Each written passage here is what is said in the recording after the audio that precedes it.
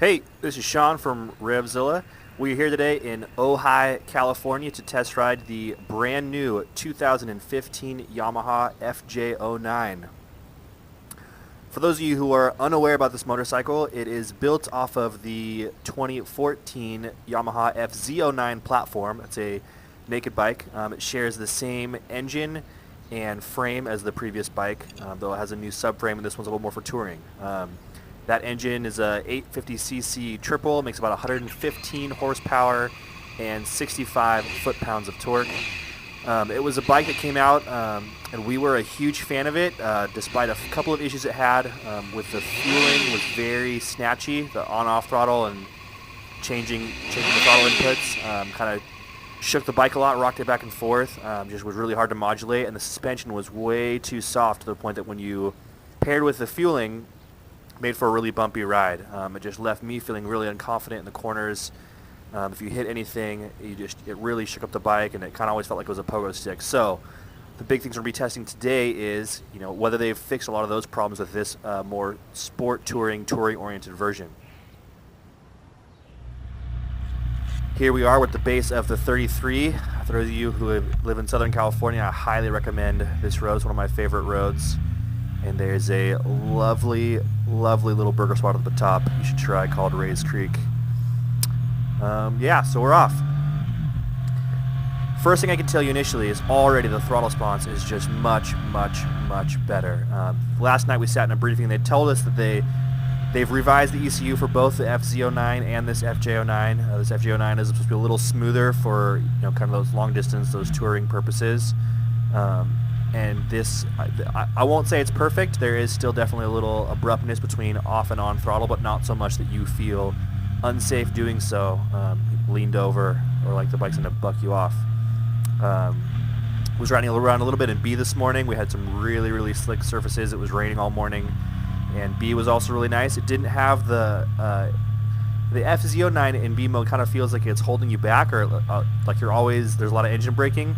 This didn't seem to have that as much. It really, it is a diminished power from the full throttle maps, but still allowed you to really, enjoy the engine and appreciate the bike. I'm in standard mode now because there's a lot of debris that's been washed down on these roads from the hills, the rains last night, and I'm still getting used to the bike, but I'm just really impressed with the power this makes. One of the first things I'm noticing sitting on this bike is it was hard to tell from the pictures kind of how big this bike is. A lot of the competitors, the V-Strom 1000, the Kawasaki Versys 1000, they're all much, much bigger bikes in the 550-pound range. This bike is in the 460, 470-pound range, I believe is what they told us last night. It just feels much smaller between your legs. It's easier to get a foot down. It definitely feels more like they really took the FZ and they made it a little more touring capable. The seat is definitely more comfortable. It's a little bit wider, a little bit flatter. The subframe is longer for the passenger seat. But it's a bike that you wouldn't feel cumbersome around town. I mean, you really just a bike that weighs this much. Me personally, I tend to favor bikes with this upright sitting position, and so few of them have this kind of power. It kind of feels more like the Versys 650, only it makes about, I think it's almost double the horsepower and 50% more torque than that bike does. So if you've ridden the Versys 650 or you own one, you can imagine what that would feel like for a lot of these roads. And yeah, the suspension. So they talked about last night, they doubled like the compression and the dampening. Both front and the rear are pretty close to doubled, but it makes such a huge difference. You don't have that dive forward when you're grabbing the brakes. You don't rock back when you give it gas.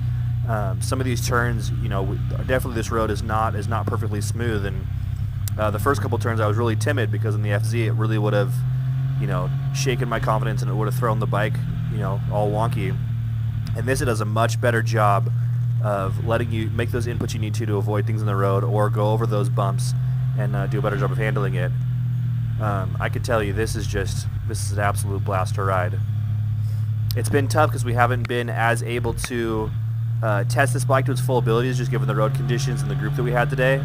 Most of our ride was spent either on really, really slick surfaces, a lot of oil in the streets, debris in the road, or the areas through town that we did, or through the highway, had a really hard time getting around some of the traffic. They aren't as keen on letting you by here, but Overall, I mean, I was very concerned. We've written at length about kind of the problems with the old bike. It was a bike I initially fell in love with and then just kind of came to feel unsafe riding, or unsafe for most people, and we kind of dove into some of those fixes. But I have to say that this bike really is going to be the bike to beat. There really aren't competitors in this category. You know, everything else is either much smaller, much heavier. Everything's more expensive.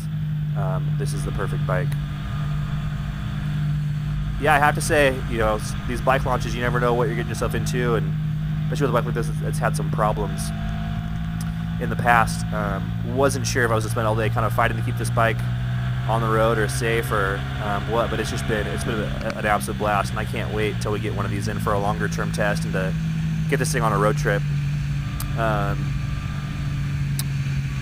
The bike has just blown my mind. They've really done such a good job listening to all the feedback that, you know, the different journalists and all you customers, everyone gave them on the feeling of the suspension, and they took a lot of care to address those issues, which I really have to applaud them on.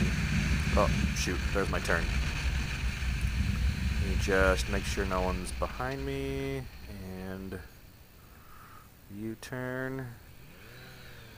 Yeah, like I said, I really have to applaud Yamaha's attention to detail and the fact that they, you know, really try to address those issues. And I think with this bike, they have an incredible machine. They told us last night that the FJ-09 is the best-selling bike. Oh, there's a wheelie.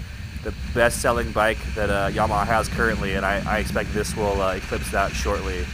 It really does everything that the FJ-09 does, but adds that capability to really take it on those longer trips, or is a little better for commuting purposes that some people are using their bikes for. So tune in, read the entire review at RevZilla.com/common-tread for our more in-depth review, and check back in as we get one of these in the future and for long-term testing. Thanks so much. Bye.